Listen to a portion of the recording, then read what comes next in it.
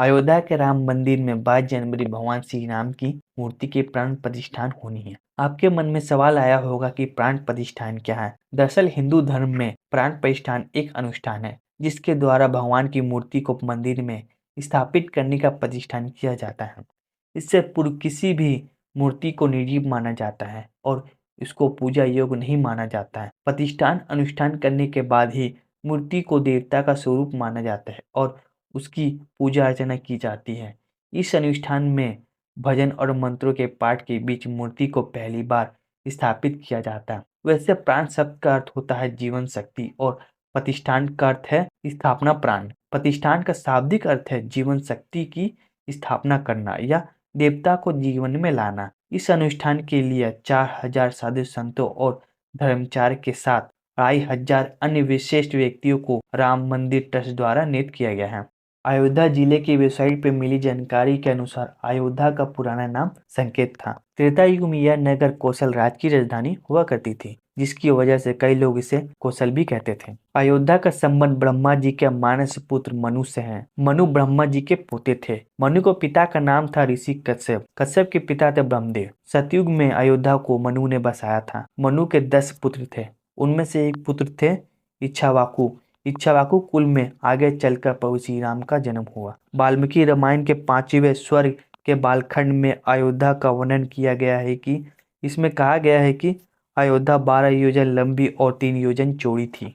कहते हैं कि भगवान श्री राम के जल समाधि लेने के बाद अयोध्या कुछ काल के लिए उजड़-सी हो गई थी, लेकिन उनकी जन्मभूमि पर बना महल वैसा का वैसा ही था। भगवान श्री राम के पुत्र कुश ने एक बार पुनः राजधानी अयोध्या का पुनर्निर्माण कराया। इस निर्माण के बाद सूर्यवंश की अगली 44 पीढ़ी तक इसका अस्तित्व रहा। आखिरी राजा वेदवल तक अपने चरम पर रहा। कौशल राज वेदवल की मृत्यु महाभारत युद्ध में अभिमन्यु के हाथों हुई थी। महाभारत के युद्ध के बाद अयोध्या उजड़ सी हो गई थी। इसके बाद यह उल्लेख मिलता है कि उज्जैन के राजा चक्रवर्ती सम्राट विक्रमादित्य एक दिन आखेट करते करते अयोध्या पहुंच गए। थकान होने के कारण अयोध्या में सरयू नदी के किनारे एक आम के वृक्ष के नीचे वे अपनी सेना सहित आराम करने लगे। राजा विक्रमादित्य को इस भूमि में कुछ चमकता दिखाई देने लगे। तब उन्होंने खोज आरंभ की और पास के योगी व संतों की कृपा से उन्हें ज्ञात हुआ कि यह श्री राम के अवध भूमि है। इन संतों के निर्देश से सम्राट ने यहाँ एक भव्य मंदिर का निर्माण कराया। कहते हैं कि उन्होंने श्री राम की जन्मभूमि पर काले रंग के कसौटी पत्थर वाले 84 स्तंभों पर विशाल मंदिर का निर्माण कराया था। विक्रमादित्य के बाद के राजाओं ने समय समय पर मंदिर की देखरेख की। उन्हीं में से एक सुंगवंश पुष्यमित्र सुंग ने 185 ईसा पूर्व में मौर्य साम्राज्य के अंतिम शासक वेददत्त की हत्या करके सुंग वंश की स्थापना की। सुंग वंश के प्रथम शासक पुष्यमित्र सुंग ने मंदिर का मरम्मत करवाया था। पुष्यमित्र सुंग का एक शिलालेख अयोध्या से प्राप्त हुआ था। 1526 में फारगना से जब मुस्लिम शासक बाबर आया, उसने 1527 में सिकड़ी में चित्तौड़गढ़ के हिंदू राजा राणा संग्राम सिंह को हराकर उसे जीत लिया। बाबर ने अपने सेनापति मीर बाकी को वहां का सूबेदार बना दिया। मीर बाकी ने अयोध्या में राम मंदिर को तोड़कर बाबरी मस्जिद का निर्माण कर दिया। इसका नामकरण बाबर के नाम पर रखा गया। जानकार बताते हैं कि सिखों के इतिहास को खंगालने पर पता चलता है कि अयोध्या में सबसे पहले बाबरी मस्जिद में विद्रोहियों के घुसने की जो घटना घटी थी वह हिंदू के द्वारा नहीं घटी थी, बल्कि सिखों ने की थी। श्री राम जन्म स्थान के करीब ही अयोध्या में एक गुरुद्वारा है जिसका नाम है गुरुद्वारा ब्रह्मकुंड की। इसी गुरुद्वारा में सिखों के गुरु गोविंद सिंह यहाँ आकर ठहरे थे। यह सिखों ने बाबरी मस्जिद में घुसकर जगह जगह पर श्री राम का नाम लिखा था और यह साबित करने की कोशिश की थी कि यहाँ श्री राम के जन्म स्थान है। इसके बारे में न कि सिर्फ सिख ग्रंथ में जिक्र है, बल्कि इतिहास भी इसके बारे में जानकारी देते हैं। अयोध्या की बाबरी मस्जिद में 1858 में नवंबर महीने में निहर सिखों ने सबसे पहले घुसकर रामलला के जन्म स्थान पर घुसकर पूजा पाठ और हवन किया था। अब निहर सिखों के वंशज अब राम मंदिर के उद्घाटन के मौके पर यहाँ लंगर चलाएंगे। निहर सिखों की 8वीं पीढ़ी के बाबा हरजीत सिंह ने कहा कि वह अयोध्या में लंगर लगाएंगे, भगवान राम की प्रति अपने पूर्वज की भक्ति को आगे बढ़ाएंगे। अयोध्या श्री रामलला जी जहाँ पे 22 जनवरी को पधार रहे हैं, वो हमारे जो बुजुर्ग थे जथेदार बाबा फकीर सिंह जी, खालसा निहंग सिंह रसूल पर, मैं उनकी जो विरासत में, उनकी पीढ़ी में 8वीं पीढ़ी में उनकी गद्दी पे हूँ। सो उसकी खुशी में हम वहाँ पे अयोध्या में लंगर लगाने जा रहे हैं।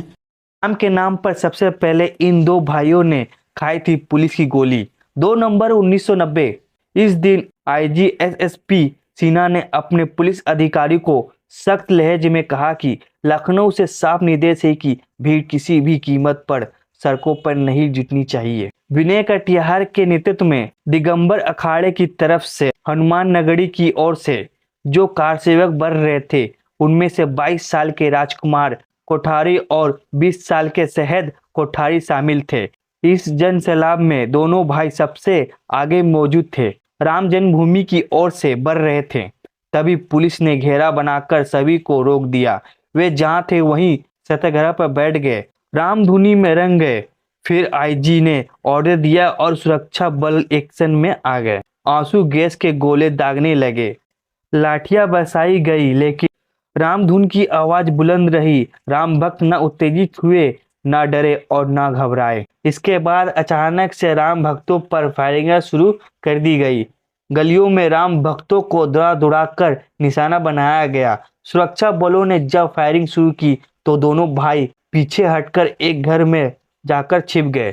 तभी सीआरपीएफ के एक इंस्पेक्टर ने शरद को घर से बाहर निकालकर सड़क पर बैठाया और उसके सिर पर गोली मार दी। छोटे भाई के साथ ऐसा होते देख राजकुमार भी घर से बाहर आ गए। तभी इंस्पेक्टर ने गोली चला दी जो राजकुमार के गले को पार कर गई।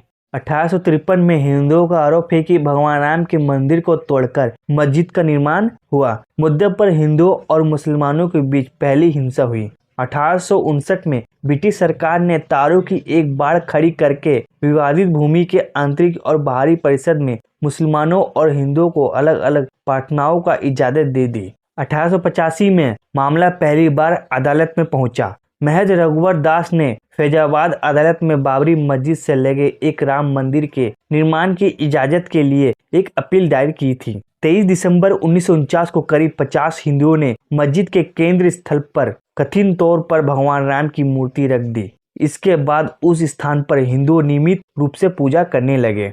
16 जनवरी 1950 को गोपाल सिंह विशारद फैजाबाद अदालत में एक अपील दायर की रामलला की पूजा अर्चना की विशेष इजाजत मांगी। 17 दिसंबर 1959 को निमोनिया अखाड़ा ने विवादित स्थल हस्तांतरित करने के लिए मुकदमा दायर किया। 18 दिसंबर 1961 को उत्तर प्रदेश सुन्नी वक्फ बोर्ड ने बाबरी मस्जिद के मालिकाना हक के लिए मुकदमा दायर किया।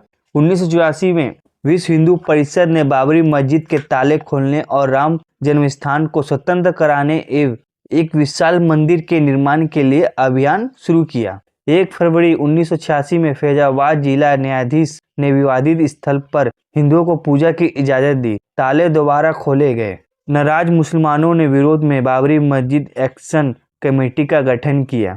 1989 में भारतीय जनता पार्टी ने बीएचपी को औपचारिक समर्थन देना शुरू करके मंदिर आंदोलन को नया जीवन दे दिया। भगवान रामलला की विराजमान नाम से 5वां मुकदमा दाखिला किया गया। 9 नवंबर 1989 को तत्कालीन प्रधानमंत्री राजीव गांधी की सरकार ने बाबरी मस्जिद के नजदीक शिलान्यास की इजाजत दी। 25 दिसंबर 1990 को बीजेपी अध्यक्ष लाल कृष्ण आडवाणी ने गुजरात के सोमनाथ से उत्तर प्रदेश के अयोध्या तक रथ यात्रा निकाली, जिसके बाद सांप्रदायिक दंगे हुए। नवंबर के महीने में आडवाणी को बिहार के समस्तीपुर में गिरफ्तार कर लिया गया। बीजेपी ने तत्कालीन प्रधानमंत्री पीपी सिन्हा की सरकार से समर्थन वापस ले लिया। अक्टूबर 1991 में उत्तर प्रदेश में कल्याण सिंह सरकार ने बाबरी मस्जिद के आसपास की 2.7 एकड़ भूमि को अपने अधिकार में लिया। 6 दिसंबर 1992 में हजारों की संख्या में कार सेवक ने अयोध्या पहुंचकर बाबरी मस्जिद ढहा दिया। इसके बाद सांप्रदायिक दंगे हुए। जल्दबाजी में एक स्थायी राम मंदिर बनाया गया। 16 दिसंबर 1992 में मस्जिद की तोड़फोड़ की जिम्मेदारी स्थितियों की जांच के लिए लिब्रान आयोग का गठन किया गया। जनवरी 2002 को प्रधानमंत्री अटल बिहारी वाजपेयी ने अपने कार्यालय में एक अयोध्या विभाग शुरू किया, जिसका काम विवाद को सुलझाने के लिए हिंदू और मुसलमानों से बातचीत करना था। अप्रैल में अयोध्या के विवादित स्थल पर मालिकाना हक को लेकर उच्च न्यायालय के 3 जजों की पीठ ने सुनवाई शुरू की। मार्च अगस्त 2003 को इलाहाबाद उच्च न्यायालय के निर्देश पर भारतीय पुरातत्व सर्वेक्षण ने अयोध्या में खुदाई की। भारतीय पुरातत्व सर्वेक्षण का दावा था कि मस्जिद के नीचे मंदिर के अवशेष होने के प्रमाण मिले हैं। मुस्लिम में इसे लेकर अलग अलग मत थे। सितंबर 2003 को एक अदालत ने फैसला दिया कि मस्जिद के विध्वंस को उस्काने वाले 7 हिंदू नेताओं को सुनवाई के लिए बुलाया जाए। जुलाई 2009 को लिब्राहन आयोग ने गठन के 17 साल बाद प्रधानमंत्री मनमोहन सिंह को अपनी रिपोर्ट सौंपी। 26 सितंबर 2010 को सर्वोच्च न्यायालय ने इलाहाबाद उच्च न्यायालय को विवादित मामले में फैसला देने से रोकने वाली याचिका खारिज करते हुए फैसले का मार्ग प्रशस्त किया। 30 दिसंबर 2010 को इलाहाबाद उच्च न्यायालय लखनऊ पीठ ने ऐतिहासिक फैसला सुनाया। इलाहाबाद हाईकोर्ट ने विवादित जमीन को 3 हिस्सों में बांटा, जिसमें एक हिस्सा राम जन्मभूमि, दूसरा सुन्नी वक्फ बोर्ड और तीसरा निमोहिया अखाड़े में जमीन बटी। 9 मई 2011 को सुप्रीम कोर्ट ने इलाहाबाद हाई कोर्ट के फैसले पर रोक लगा दी। जुलाई 2016 को बाबरी मामले के सबसे उम्रदराज वादी हासिन अंसारी का निधन। 21 मार्च 2017 को सुप्रीम कोर्ट ने आपसी सहमति से विवाद सुलझाने की बात कही। 9 अप्रैल 2017 को सुप्रीम कोर्ट ने बाबरी मस्जिद गिराए जाने के मामले में लालकृष्ण आडवाणी, मुरली मनोहर जोशी, उमा भारती सहित बीजेपी और आरएसएस के कई नेताओं के खिलाफ अपराधी केस चलाने का आदेश दिया। 8 फरवरी 2018 को सुप्रीम कोर्ट ने सिविल अपीलों पर सुनवाई शुरू की। 2019 को सुप्रीम कोर्ट ने चीफ जस्टिस रंजन गोगोई की अध्यक्ष में 5 सदस्यीय संविधान पीठ का गठन किया। 6 अगस्त 2019 को सुप्रीम कोर्ट ने रोजाना मामले की सुनवाई शुरू की। 16 अगस्त 2019 को सुप्रीम कोर्ट ने सुनवाई पूरी कर फैसला सुरक्षित रखा। 9 नवंबर 2019 को सुप्रीम कोर्ट ने अपने फैसलों में कहा, विवादित जमीन पर बनेगा राम मंदिर ही। अयोध्या राम मंदिर के निर्माण के लिए इन शख्स ने जमीन बेचकर दिया था 1 करोड़ का चंदा। सिया राम के पास मंदिर निर्माण के लिए चंदा देने के लिए पैसे नहीं थे, लेकिन भगवान राम पर उनकी इतनी ज्यादा आस्था थी कि उन्होंने इसके लिए अपनी 16 बिस्वा जमीन बेच दी। इसके बाद भी 15 लाख रुपए कम पड़े तो बेटे बेटी रिश्तेदार से उधार लिया और 1 करोड़ रुपए दान देने का संकल्प पूरा किया। सिया राम को भरोसा था कि अयोध्या में भव्य और दिव्य राम मंदिर बनेगा, इसलिए उन्होंने पहले ही दान की राशि दे दी। एक मुस्लिम महिला जो राम लला का दर्शन करने के लिए मुंबई से 1425 किलोमीटर दूर पैदल ही अयोध्या निकल पड़ी। मुस्लिम युवती शबनम ने 21 दिसंबर को मुंबई से अयोध्या के लिए अपनी यात्रा शुरू की थी। देखिए, मैं तो हमेशा से यही बोलते आ रही हूँ कि प्रभु श्री राम जी को मानने के लिए हिंदू होना ज़रूरी नहीं है। एक अच्छा व्यक्ति, एक अच्छा इंसान, नेक दिल इंसान होना ज़रूरी है। प्रभु श्री राम जी तो सबके हैं, पूरे भारत में जो बच्चा बच्चा है ना, सबके। एक गाना भी है ना, मेरे भारत का बच्चा बच्चा जय जय श्री राम बोलेगा। तो वो अभी टाइम आ गया है, क्योंकि हर कोई जय श्री राम बोलता है और बोल भी रहा है। रास्ते में भी हमें मुस्लिम लोग मिले, वो सबके साथ हमारे साथ नारा लगा रहे जय श्री राम का, और मुझे बहुत ज़्यादा प्राउड फील हुआ। इस बीच बुधवार को रेल मंत्रालय ने एक आदेश जारी कर अयोध्या जंक्शन का नाम बदलकर अयोध्या धाम जंक्शन कर दिया गया है। और इस बीच केंद्र सरकार ने अयोध्या के अंतर्राष्ट्रीय एयरपोर्ट का नाम बदलने की तैयारी कर ली है। नया नाम महर्षि वाल्मीकि अंतर्राष्ट्रीय एयरपोर्ट अयोध्या धाम रखा गया है। पहले इस एयरपोर्ट को मर्यादा पुरुषोत्तम श्री राम इंटरनेशनल एयरपोर्ट कहा जाता था। झारखंड के धनबाद में 85 वर्ष के सरस्वती देवी 22 जनवरी राम मंदिर के उद्घाटन होने के बाद सीताराम बोलकर 30 वर्षीय होने के बाद अपना मौन व्रत तोड़ेगी। सरस्वती देवी ने 6 दिसंबर 1952 को प्रण लिया था कि भगवान राम की मंदिर निर्माण के बाद ही अपना मौन व्रत तोड़ेगी। रामलला हम आएंगे, मंदिर वहीं बनाएंगे। मतलब ये जो है, इनको अगर अयोध्या वासी ही बोल दिया जाए तो माना जा सकता है कि इनका ज़्यादा टाइम अयोध्या में ही गुजरा। और ये अयोध्या में जाती है तो सब समझ रही थी, हम लोग तो इतना नज़दीक से नहीं समझ रहे थे, लेकिन समझ रही थी। तो अयोध्या में जाती आती थी तो उस समय थोड़ा बहुत मौन रहती थी।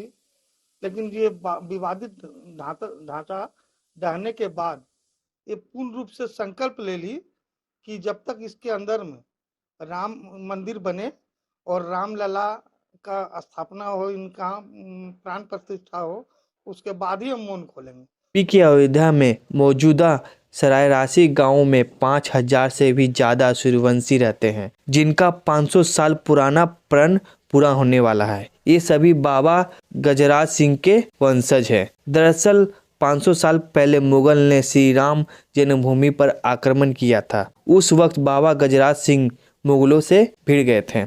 एक हफ्ता तक चली लड़ाई के बाद बाबा गजराज सिंह शहीद हो गए। शहीद होने से बाबा गजराज सिंह ने कसम खाई थी कि मंदिर बनने तक उनका परिवार सिर पर पगड़ी नहीं पहनेगा। पगड़ी पूजन इसलिए हो रहे हैं, आज के करीब 500 साल पहले हमारे पूर्वज थे ठाकुर गजराज सिंह, जिनकी हम 9वीं पीढ़ी है। उन्होंने 500 साल पहले यही सूर्य भगवान के मंदिर पर, जो हमारे कुल देवता है, 90,000 सूर्यवंश क्षत्रियों को लेकर के कसम खाई थी कि जब तक हम राम मंदिर का उद्धार नहीं करा लेंगे तब तक हम पगड़ी, जूता और पन्ही ये सब जो है छाता धारण नहीं करेंगे। अब राम मंदिर बन के तैयार हो गया है। केवल एक जो है प्राण प्रतिष्ठा के द्वारा भगवान को गर्भगृह में बैठना है, वही बचा हुआ है। तो बाकी हम लोगों की इतनी खुशी है जिसका कोई सीमा नहीं है।